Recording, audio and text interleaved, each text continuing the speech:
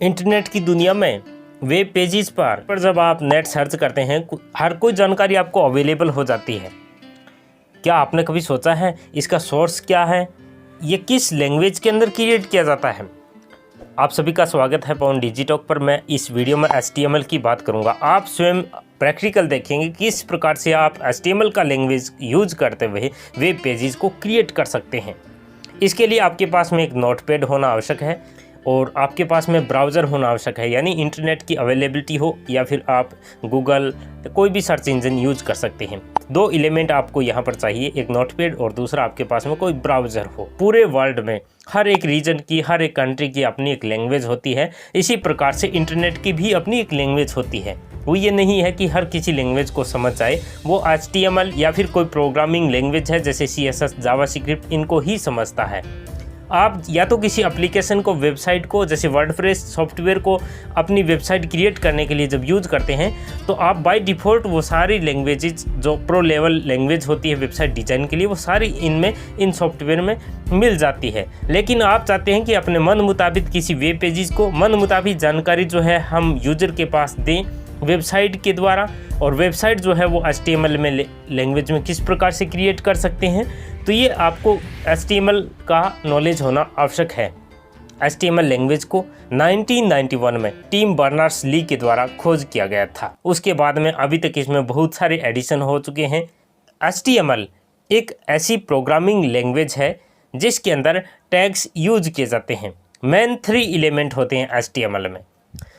Opening tag और closing tag, 2 प्रकार के टैग होते हैं। इस बीच में टेक्स्ट होता है।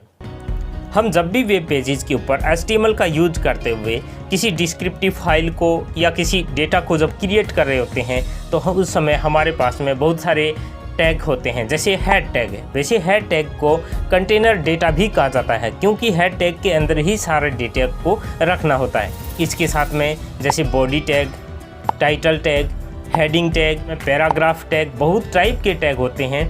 उन विशेष टैग के कारण ही इसे HTML कहा जाता है। HTML यानी hyper text markup language. Hyper text यानी माउस के क्लिक से कीबोर्ड में एंटर क्लिक करते हुए वेब पेजेस पर जो टेक्स्ट एक्टिव हो जाए, यानी कहीं न कहीं हमें रिडायरेक्ट कर दे, कोई न कोई जानकारी, इन्फॉर्मेशन वेब पेजेस की दुनिया में, इंटरनेट की दुनिया में हमें मिल जाए, वही होता है हाइपर टेक्स्ट। मार्कअप की बात करें तो यानी विशेष रूप से किसी वर्ड को चिन्हित करना। मार्कअप के लिए यहाँ पर टैग होते हैं, जैसे मैंने आपको बताया क्लोजिंग टैग और ओपनिंग टैग। चलिए मैं बेसिक कुछ कोड्स आपको बताता हूँ कि किस प्रकार से HTML में कोड वर्ड का यूज किया जाता है HTML के थ्रू।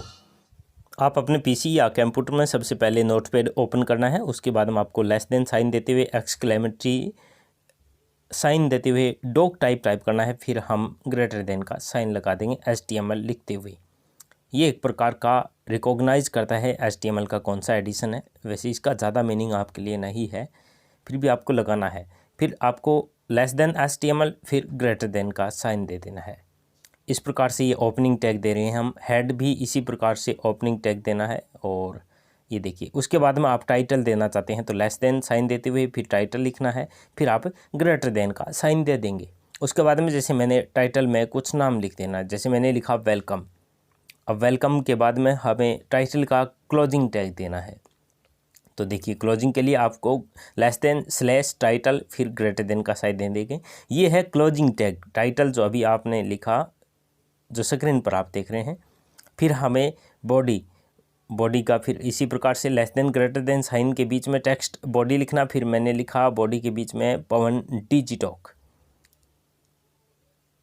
कुछ इस प्रकार से। अब आपको क्लोजिंग टैग देना है बॉडी का, तो ये स्लैश जहां आ जाता है लेस देन साइन के बाद में, उसके बाद में हम क्लोज कर देंगे। तो ये बॉडी क्लोजिंग टैग हो गया। इसी प्रकार से हेडिंग 1, आप हेडिंग 1 2 से लेकर के 6 तक दे सकते हैं, यानी 1 से 6 हेडिंग ऐसी दी जा सकती है, H1 की, H2, H6 तक। जैसे मैंने लिखा वर्चुअल H1 और फिर मैंने हेडिंग को क्लोज भी करना है तो वर्चुअल वर्ल्ड, फिर मैंने क्लोज कर दिया। ये स्लैश आपको डालना है और उसके बाद में H1 और क्लोजिंग के लिए हमने ग्रेटर देन।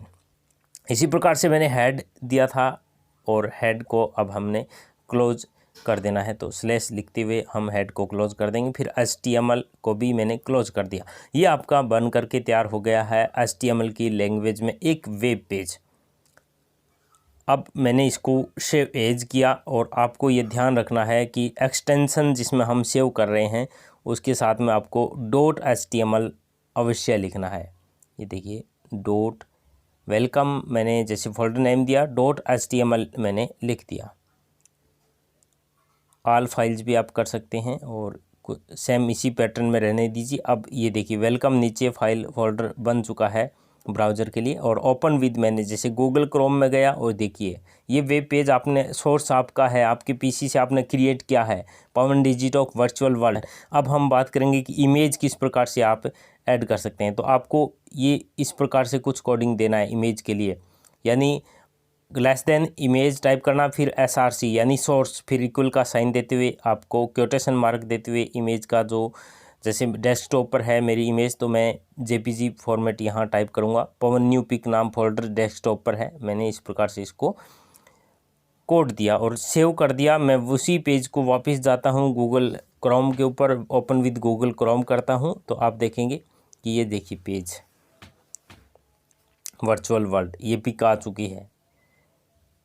कितना आसान और अच्छी प्रोसेस है कि HTML जो है वो गूगल ब्राउज़र भी समझता है, कोई भी सर्च इंजन है वो सारे इस HTML लैंग्वेज को समझते हैं। यानी आपस में एक दूसरे की अंडरस्टैंडिंग कहिए या एक दूसरे की जो म्यूचुअल लैंग्वेज है, जहां दोनों ब्राउज़र और HTML मिल कर के एक किसी न किसी कंक्लूजन पर निकलते हैं, वो HTML लैंग्वेज का वर्क होता है कि वेब पेज को क्रिएट कर दे, किसी एप्लीकेशन को क्रिएट कर दे।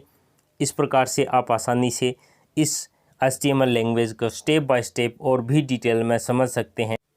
इसी प्रकार की अपडेट पाने के लिए इस चैनल को ज़रूर सब्सक्राइब कर दीजिएगा, बेल आइकन भी प्रेस कर दीजिए ताकि समय समय पर आपको नोटिस मिलता रहे। Thanks a lot for be update with us.